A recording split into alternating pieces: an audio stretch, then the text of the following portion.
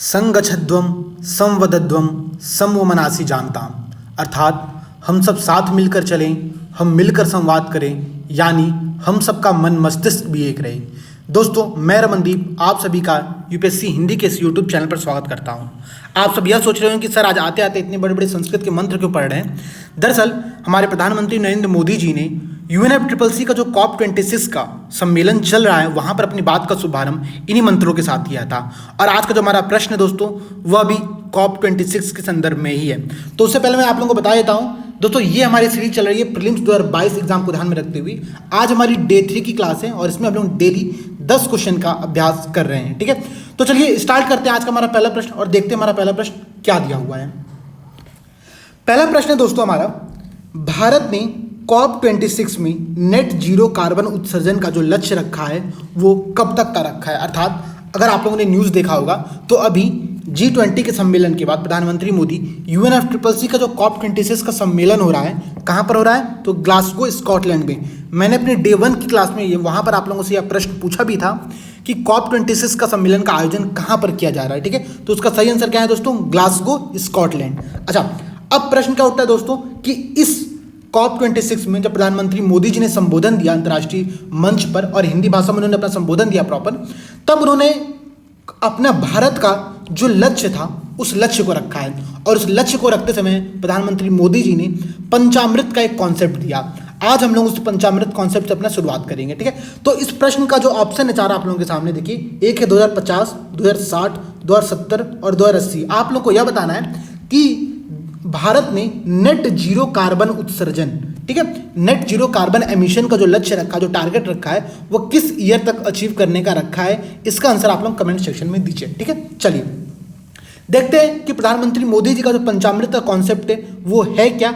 और सबसे बड़ी बात दोस्तों, यहाँ पर जो नेट जीरो कार्बन उत्सर्जन की बात कर रहा है यह होता क्या है। दरअसल नेट जीरो कार्बन उत्सर्जन का मतलब यह बिल्कुल नहीं होता है कि हम लोग कार्बन का उत्सर्जन करना बंद कर देंगे। इसका मतलब यह होता है कि हम जितना कार्बन का उत्सर्जन कर रहे हैं उतना ही कार्बन को हम कहीं स्टोर कर रहे हैं, कार्बन को कैप्चर करके रख रहे हैं, ताकि जो नेट बैलेंस हो रहा है वह बैलेंस जीरो हो रहा है। तो इस बात को ध्यान में रखते हुए भारत सरकार ने 2070 तक इस लक्ष्य को प्राप्त करने का अपना लक्ष्य COP26 के सामने प्रस्तुत किया है और हम लोगों को यह बात याद रखनी है। ठीक है, देखिए प्रधानमंत्री मोदी जी का जो पंचामृत का कॉन्सेप्ट था यहाँ पर आप लोग देख सकते हैं। पहला कॉन्सेप्ट उन्होंने क्या दिया, उन्होंने कहा India will increase the non fossil energy capacity to 500 gigawatt by 2030। अर्थात भारत जो है 2030 तक गैर जीवाश्म ऊर्जा, समझिएगा, गैर जीवाश्म ऊर्जा क्षमता का 500 गीगावाट तक प्राप्त करने का भारत ने लक्ष्य रखा है। इसके साथ साथ भारत ने नवीकरणीय ऊर्जा का 50% तक का टारगेट 2030 तक का रखा हुआ है। और India will reduce the total projected carbon emission by 1 billion ton from now to 2030। अर्थात अब से लेकर के 2030 तक भारत सरकार India will reduce the total projected carbon emission by the 1 billion ton, अर्थात 1 बिलियन टन कार्बन का उत्सर्जन भारत कम करेगा। और इसके साथ साथ जो भारत ने एक लक्ष्य रखा हुआ है दोस्तों, वो लक्ष्य क्या रखा है कि 2070 तक India will achieve the target of the net zero. ये आप लोगों को ध्यान में रखना है और यह प्रश्न पूछ सकता है कि भारत का लक्ष्य जो है दोस्तों वह 2070 तक का है। इसके साथ साथ भारत का एक और लक्ष्य पंचामृत में, वो कह रहा है कि 2030 तक India will reduce the carbon intensity of its economy by the 45% from a previous target of 35%। अभी तक हमारा 2030 तक का जो टारगेट था दोस्तों वह 35% तक का था, अब हम लोग उसको 45% तक करने का लक्ष्य रखें। बात यह समझने वाली है दोस्तों, आपको याद जो करना है वो याद यह करना है कि पंचामृत में जो 5 लक्ष्य तय किए गए हैं उनमें से जो 4 लक्ष्य है दोस्तों वो 2030 तक हम लोग को अचीव करना है। और एक लक्ष्य नेट जीरो का जो लक्ष्य है दोस्तों वह 2070 तक अचीव करने का लक्ष्य रखा गया है। यहाँ पर आप लोगों को यह बात समझनी चाहिए दोस्तों कि भारत जो है वो पूरे विश्व में कार्बन एमिशन में 3rd नंबर पे आने वाली कंट्री है। सबसे पहले है चाइना, फिर है यूएसए और फिर आता है आपका इंडिया। तो ये बात आप लोगों को ध्यान रखनी है कि हमारा जो इंडिया है दोस्तों वह पूरे विश्व में 3rd नंबर पर सबसे ज़्यादा कार्बन एमिशन करता है। और इसलिए जो भारत का लक्ष्य है 2070 तक का, यह बहुत इंपॉर्टेंट है। और आपने अगर देखा होगा तो जब COP26 में मोदी जी ने अपना स्पीच दिया उसके बाद पूरे इंटरनेशनल मीडिया में यह बात चर्चा का विषय बन गया कि भारत ने भी अपना एक लक्ष्य तय कर लिया है, जो कि बहुत इंपॉर्टेंट बात है। ठीक है, आप लोगों को पता होगा जो चाइना कंट्री है दोस्तों, उसने 2060 तक का, और जो यूनाइटेड स्टेट ऑफ अमेरिका है उसने 2050 तक का अपना लक्ष्य रखा है। यहाँ पर आप लोगों को एक बात और समझनी चाहिए दोस्तों कि जब ट्रंप वहाँ पर राष्ट्रपति थे अमेरिका में, तब उन्होंने UNFCCC से बाहर होने का अपना फैसला दिया था, लेकिन जब नए राष्ट्रपति बने जो बाइडेन, तब उन्होंने वापस से UNFCCC में शामिल होने का लक्ष्य अपना टारगेट अचीव किया और वापस से UNFCCC में वो शामिल हुए हैं। उन्होंने यह भी कहा कि शर्म की बात है कि कोई भी देश क्लाइमेट चेंज से अपने आप को दूर नहीं रख सकता है, अपने आप को अलग नहीं रख सकता है। इस बात को ध्यान में रखते हुए USA वापस से UNFCCC में भी शामिल हो चुका है। तो ये जो आपका टॉपिक है दोस्तों, ये COP26 के संदर्भ में है, बहुत इंपॉर्टेंट टॉपिक है। और सबसे बड़ी बात दोस्तों, प्रीलिम्स में तो प्रीलिम्स, साथ साथ मेंस के टॉपिक के लिए भी ये बहुत इंपॉर्टेंट है और यहाँ से प्रश्न अच्छे खासे पूछ सकते हैं। भारत यह प्रश्न पूछ सकता है मेंस की परीक्षा में कि COP26 अपने जो उसने तय किए लक्ष्य या फिर जो पेरिस समझौता के जो लक्ष्य रहे, वहां पर अभी तक हमने कितनी सफलताएं प्राप्त की हैं और उस संदर्भ में COP26 की क्या भूमिका है। तो ये सारी चीज आप लोग प्रीलिम्स और मेंस दोनों पॉइंट ऑफ व्यू से इंटीग्रेटेड अप्रोच के माध्यम से तैयार करते रहिएगा। ठीक है, चलिए अगले प्रश्न की तरफ अगर मैं बढ़ूं दोस्तों, जो हमारा अगला प्रश्न है, देखिए क्या कह रहा है। प्रश्न कह रहा है दोस्तों कि उद्देशिका अर्थात जो प्रस्तावना होता है, प्रिएम्बल ऑफ कॉन्स्टिट्यूशन होता है, ध्यान समझिएगा, उद्देशिका, प्रस्तावना, प्रिएम्बल, ये सब एक ही टर्म है। कह रहा है कि उद्देशिका में निम्नलिखित में से कौन सा पद इस धारणा का सर्वश्रेष्ठ वर्णन करता है कि भारत के लोगों को ऐसा व्यवहार करना चाहिए जैसे कि वे एक ही परिवार के सदस्य हैं। अर्थात प्रिएम्बल में जो भारत की प्रस्तावना दी गई है, वहां पर ऐसा कौन सा शब्द प्रयोग किया गया है जो इस बात को रिप्रेजेंट करता है कि हम पूरे भारतवासी एक परिवार है और पूरे व्यक्ति को, पूरे नागरिक को वैसी ही जो व्यवहार है उसको फॉलो करना चाहिए। तो एक बात यहाँ पर आप लोग नोट कर लीजिए और आज की आज आप लोग को ये काम करना होगा। क्या करना है, आप लोगों को प्रस्तावना अभी के अभी एक जगह पर लिख करके अपने मेज के पास, अपने जहाँ पर आप पढ़ते हैं स्टडी टेबल के पास आप लोगों को चिपकानी है और पूरी प्रस्तावना को याद रखना है। क्यों, प्रस्तावना से हर वर्ष कहीं ना कहीं से एक दो क्वेश्चन जरूर आता है, चाहे वो UPSC का एग्जाम हो चाहे PCS का एग्जाम हो। ठीक है, तो प्रस्तावना को याद रखिए, बहुत इंपॉर्टेंट है। और देखिए पूरी प्रस्तावना को हम लोग को याद भी कैसे करना है, एक एक लाइन टू लाइन जो शब्द दिया है एग्जैक्टली वो शब्द याद करिए। और सबसे इंपॉर्टेंट बात दोस्तों, अगर हो सके तो प्रस्तावना को आप लोग इंग्लिश में याद करिएगा। मैं आप लोगों से रिक्वेस्ट कर रहा हूँ, जो हिंदी माध्यम के दोस्त हैं हमारे, वो भी अगर हो सके तो प्रिएम्बल को इंग्लिश में याद करिएगा, क्योंकि हिंदी और इंग्लिश का जो ट्रांसलेशन होता है वहाँ पर थोड़ी बहुत एरर के कारण आप क्वेश्चन गलत कर सकते हैं। तो ये बात आप लोग ध्यान में रखिएगा। ठीक है, मैं एक बार प्रस्तावना पढ़ दे रहा हूँ और फिर हम लोग देखते हैं कि जो हमारा क्वेश्चन था वहाँ पर किस वर्ड की बात कर रहा था, किस शब्द की बात कर रहा था।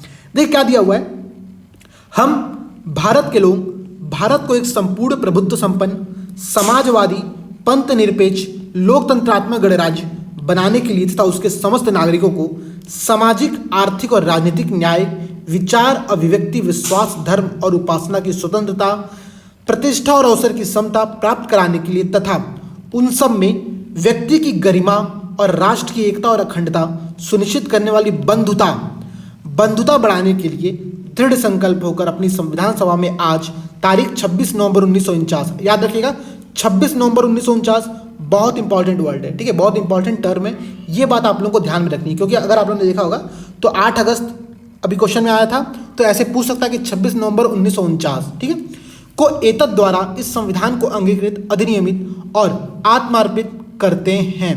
तो ये बात संविधान की जो प्रस्तावना है आप लोग को याद होनी चाहिए, प्रॉपर शब्द टू शब्द, एक एक शब्द आप लोग को याद होना चाहिए और इन शब्दों का अर्थ आप लोगों को पता होना चाहिए। यहाँ पर देखिए जो शब्द प्रयोग किया दोस्तों, बंधुता, फ्रेटर्निटी को इंग्लिश में कहते हैं जहाँ तक मुझे लगता है। हाँ देखिए फ्रेटर्निटी, तो फ्रेटर्निटी का अर्थ होता है दोस्तों भाईचारे की भावना।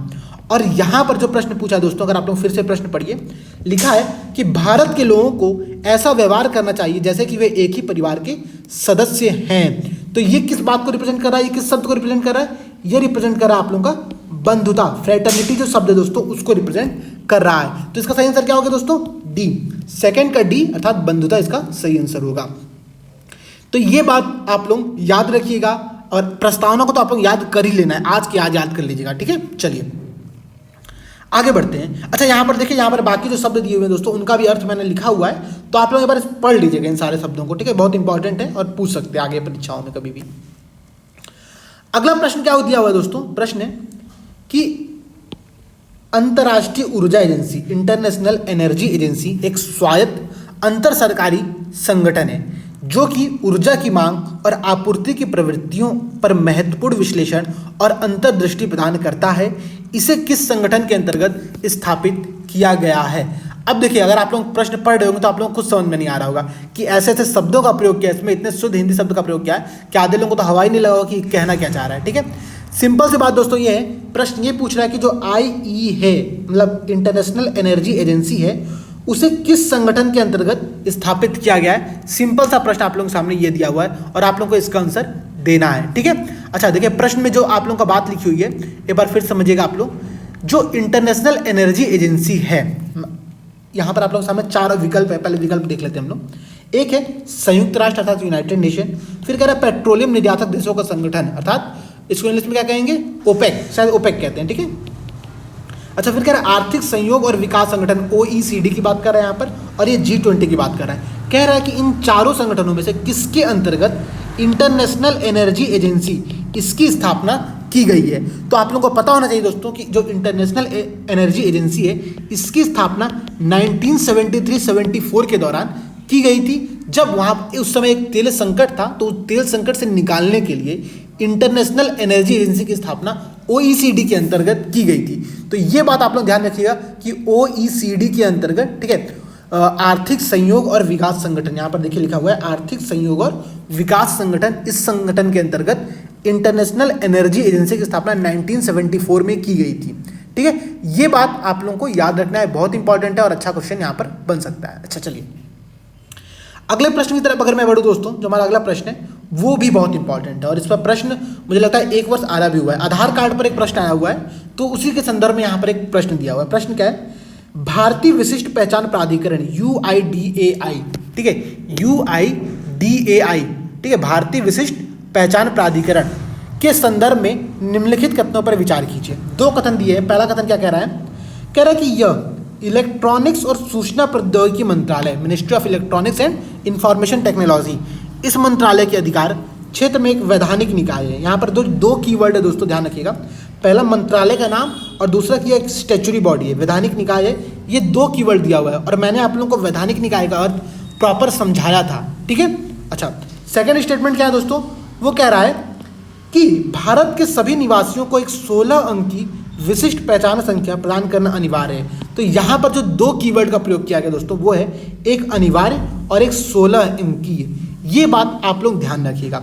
इसका आंसर आप लोग तब तक कमेंट सेक्शन में दीजिए ताकि मैं देख सकूं कि आप लोग क्वेश्चन कितना सही प्रकार से पढ़ पा रहे हैं, कितना सही प्रकार से क्वेश्चन को समझ पा रहे हैं। ठीक है, देखिए जो यह संगठन है UIDAI, भारतीय विशिष्ट पहचान प्राधिकरण, यह संगठन इलेक्ट्रॉनिक्स और सूचना प्रौद्योगिकी मंत्रालय के तहत गठित किया गया, यह बात सही है। और आधार अधिनियम 2016 के तहत इसको हमने स्टैच्यूटरी बॉडी के अंतर्गत शामिल किया था। एक बात जो यहाँ पर याद करने वाली दोस्तों, कि संगठन की स्थापना 2009 में ही कर दी गई थी। 2009 में योजना आयोग के द्वारा इस संगठन का निर्माण कर दिया गया था, लेकिन इसको स्टैच्यूटरी बॉडी का दर्जा 2016 में जब आधार एक्ट आया था तब दिया गया था। ठीक है, तो ये बात आप लोग ध्यान रखिएगा कि आधार एक्ट 2016 के अंतर्गत UIDAI एक स्टैच्यूटरी बॉडी है जो कि इलेक्ट्रॉनिक्स और सूचना प्रौद्योगिकी मंत्रालय के अंतर्गत कार्य करता है। तो पहला कथन क्या हुआ दोस्तों, यहाँ पर सही हो गया। अच्छा सेकेंड स्टेटमेंट क्या है दोस्तों, ध्यान से समझिएगा। जो हमारा आधार कार्ड होता है, जो हमारा आधार संख्या होती है, वो 12 अंकों की होती है, न कि 16 अंकों की। तो ये गलती आप लोगों को नहीं करनी है। ठीक है, 16 अंक की नहीं होगी, तो यह कथन यहाँ पर गलत हो गया। यह जो हमारे आधार संख्या होती है वो 12 अंकों की होती है। ठीक है, तो सेकंड गलत है, फर्स्ट सही। इसका सही आंसर क्या हो गया दोस्तों, यहाँ पर देखिए मुझे लगता है कि इसका ऑप्शन गायब हो गया है कुछ, हाँ ये रहा, सी इसका सही आंसर हो गया। ठीक है, 1 और 2 दोनों ही कथन यहाँ पर सही दिए हुए हैं। चलिए आगे बढ़ते और देखते हैं हमारा अगला प्रश्न आज का क्या है। हमारा अगला प्रश्न दोस्तों कि भारत में थोक मूल्य सूचकांक होलसेल प्राइस इंडेक्स के आंकड़े निम्नलिखित में से कौन सा संस्थान जारी करता है। UPPSC 2021, ध्यान समझिएगा, UPPSC 2021 24 अक्टूबर वाले एग्जाम में यह प्रश्न आया हुआ था और वहीं से मैंने इस प्रश्न को पिक किया है। ठीक है, पिक करने का मैं आप लोगों को कारण बता देता हूँ कि WPI, CPI और ये जितने आंकड़े होते हैं, ठीक है, इन्फ्लेशन नापने के, इनको आप लोगों को याद करना है प्रॉपर। कैसे कैसे याद करना है कि कौन सी संस्थान जारी करता है, इन सब का जो आधार वर्ष है, जो बेस ईयर है, वो क्या क्या है, ताकि होलसेल प्राइस इंडेक्स, सीपीआई, इस बार जैसे डब्ल्यूपीआई के संदर्भ में प्रश्न आया हुआ था, अगली बार यह पूछ सकता है कि सीपीआई कौन जारी करता है। ठीक है, तो ये बात आप लोगों को ध्यान में रखनी है। जो डब्ल्यूपीआई है दोस्तों, होलसेल प्राइस इंडेक्स, थोक मूल्य सूचकांक, यह वाणिज्य और उद्योग मंत्रालय के द्वारा जारी किया जाता है, जबकि जो सीपीआई है, जो सीपीआई है, कंज्यूमर प्राइस इंडेक्स, ठीक है, ये जारी करता है आप लोगों का मॉस्पी। तो ये बात आप लोगों को ध्यान में रखनी है। ठीक है, डब्ल्यूपीआई और सीपीआई दोनों को समझना है, दोनों के बेस ईयर समझने हैं, दोनों कब जारी किए थे, कौन जारी करता है, ये सारी चीजें आप लोग थोड़ा सा एक बार पढ़ लीजिएगा। बेसिक इकोनॉमिक्स के टॉपिक है। ठीक है, मैं बार बार कह रहा हूँ बेसिक इकोनॉमिक्स के टॉपिक है, इसको आप एनसीईआरटी से पढ़ सकते हैं, बाकी जहां से भी आप मटेरियल उठाते हैं वहां से आप इस बार टॉपिक को एक बार रिविजन कर लीजिएगा। ठीक है, चलिए अगला क्वेश्चन है दोस्तों कि रक्षा अधिग्रहण परिषद, ठीक है, इसका इंग्लिश क्या होगा, डीएसी, डिफेंस एक्विजिशन काउंसिल, एक बार देख लीजिएगा इसका सही इंग्लिश क्या होगा। ठीक है, तो डीएसी, इसकी जो अध्यक्षता, जो चेयरमैनशिप है, वो कौन करता है, ये आप लोगों को बताना है। ठीक है, यहाँ पर आप लोगों के सामने 4 विकल्प दिया हुआ है, कौन कौन सा, प्रधानमंत्री, वित्त मंत्री, रक्षा मंत्री और राष्ट्रपति। आप लोगों को यह बताना है कि डीएसी की जो अध्यक्षता, जो चेयरमैनशिप है, वो किसके पास है। तो इसका सही आंसर क्या होगा दोस्तों, जो रक्षा मंत्री, आप लोगों ने देखा होगा न्यूज़ में, जो निर्मला सीतारमण थी जब, तब वो कई बार इस कारण से न्यूज़ में भी रही थी, तो ये बात आप लोग ध्यान में रखिएगा। ठीक है, चलिए ठीक है, डीएसी की अध्यक्षता कौन करता है, रक्षा मंत्री। अगला प्रश्न हमारा, अच्छा हाँ, एक बात ध्यान रखिएगा, आप लोग यहाँ पर देखिए दिया हुआ है कि जो डीएसी की जो स्थापना है दोस्तों, वो 1999 का, जब कारगिल वार हुआ, जब कारगिल का युद्ध हुआ था भारत और पाकिस्तान के मध्य में, उसके पश्चात जो कमेटी बनाई गई थी राष्ट्रीय सुरक्षा को लेकर के, उस कमेटी ने इस बात का सुझाव दिया था, तब 2001 में रक्षा अधिग्रहण परिषद की स्थापना की गई थी। तो ये बात आप लोग ध्यान रखिएगा कि रक्षा अधिग्रहण परिषद की स्थापना 2001 में कारगिल समिति के बाद की गई थी, और इसकी जो अध्यक्षता है वो रक्षा मंत्री करते हैं। ठीक, आगे प्रश्न, अगला प्रश्न क्या है, खादी और ग्रामोद्योग आयोग, केवीआईसी, खादी और ग्रामोद्योग आयोग के संदर्भ में निम्नलिखित कथनों को ध्यान दें। 2 कथन दिया हुआ दोस्तों। पहला कथन क्या कह रहा है कि यह एक वैधानिक निकाय, यह एक स्टैच्यूटरी बॉडी है। अच्छा, अगला कथन क्या कह रहा है कि यह भारत सरकार की ग्रामीण और विकास मंत्रालय के अंतर्गत कार्य करता है। तो आप लोगों को यह पता होना चाहिए दोस्तों कि जो केवीआईसी है, क्योंकि देखिए केवीआईसी जो संस्था है बहुत इंपॉर्टेंट है, ये कई बार कोई ना कोई स्कीम चलाती रहती है, इस कारण से न्यूज़ में रहती है, तो इस पर प्रश्न हर वर्ष आने की संभावना अच्छी खासी रहती है। ठीक है, आप लोग पढ़ लीजिएगा। जो केवीआईसी है, इसकी स्थापना खादी और ग्रामोद्योग आयोग अधिनियम 1956 के अंतर्गत की गई थी, और मैंने आप लोगों को प्रॉपर बताया हुआ है कि जब किसी संस्थान की स्थापना किसी अधिनियम, किसी एक्ट के अंतर्गत की जाए, तो उसको हम लोग स्टैच्यूटरी बॉडी मानते हैं, सांविधिक निकाय के तौर पर मानते हैं। ठीक है, तो पहला कथन यहाँ पर सही हो गया। अच्छा, सेकंड कथन है दोस्तों कि ग्रामीण और विकास मंत्रालय, तो यह कथन गलत है। गलत क्यों है दोस्तों, कि इसकी स्थापना एमएसएमई, ठीक है, एमएसएमई मंत्रालय था, सूक्ष्म लघु और मध्यम उद्यम मंत्रालय, ठीक है, मिनिस्ट्री ऑफ एमएसएमई जो है, इसके अंतर्गत खादी और ग्रामोद्योग आयोग की स्थापना की गई थी। ठीक है, तो इसका सही आंसर क्या होगा दोस्तों, एक कथन सही है और दूसरा कथन गलत है। चलिए अगले प्रश्न की तरफ बढ़ते हैं, और अगला प्रश्न हमारे लिए बहुत इंपॉर्टेंट है, मैंने आप लोगों से प्रॉपर डिस्कस किया हुआ है कि जब मैप की क्वेश्चन आप लोगों के सामने आए, तो मैप के क्वेश्चन को आप लोगों को कैसे हैंडल करना है, कैसे देखना है, आज फिर हम लोग वही करने वाले हैं। ठीक है, देखिए क्वेश्चन क्या दिया हुआ है, कह रहा है कि संचार के प्रमुख समुद्री मार्ग, कुछ समुद्री मार्ग का नाम दिया हुआ है यहाँ पर, और कह रहा है कि इनसे किन किन क्षेत्रों को, कौन कौन क्षेत्र इनसे जुड़े हुए हैं। ठीक, पहला है बाबल मंडेब, फिर है होरमुज और फिर है मलक्का। ठीक है, ये तीनों जल डमरू में जो स्टेट दिए हुए हैं, इनका नाम आप लोग ध्यान से रख लीजिए। अभी हम लोग गूगल मैप पर जाएंगे, वहां पर जाकर के प्रॉपर हम लोग ये देखेंगे कि ये कहां पर अवस्थित है। ठीक है, अच्छा देखिए, ये हो गया आपका छोटा सा अर्थ। ठीक है, ओके, ये रहा। तो हाँ दोस्तों, आज तो छोटी दीपावली होगी आप लोगों की, आप सब लोग त्यौहार मना भी रहे होंगे, और अगर आप लोग वीडियो देख रहे हैं आज, तो बहुत बड़ी बात है, आप लोग त्यौहार के दिन पढ़ाई कर रहे हैं, बहुत अच्छी बात है। आप लोग सभी लोगों को मेरी तरफ से छोटी दीपावली, दीपावली, भैया दूज, ठीक है, और कौन सा त्यौहार पड़ता है, गोवर्धन पूजा, इन सभी त्योहारों की आप सभी को बहुत बहुत शुभकामनाएं। आप लोग त्यौहार अच्छे से मनाइए, पढ़ाई करते रहिए, कल तो आप लोग मस्त रहिएगा। ठीक है, दिवाली मनाइएगा, आराम से पूजा पाठ करिएगा। तो देखिए हम लोग वापस से क्वेश्चन पर आ जाते हैं। क्वेश्चन हमारा क्या दिया हुआ है दोस्तों, क्वेश्चन था कुछ स्टेट दिए थे, कौन कौन से, तो होरमुज, बाबल मंडेब और मलक्का, हम लोग इन तीनों को देखने वाले हैं अभी। ठीक है, ये रहा हमारा भारत। भारत से आप बढ़िए थोड़ा सा वेस्ट की तरफ, आपको मिलेगा अरेबियन सी, अरब सागर मिलेगा यहाँ पर।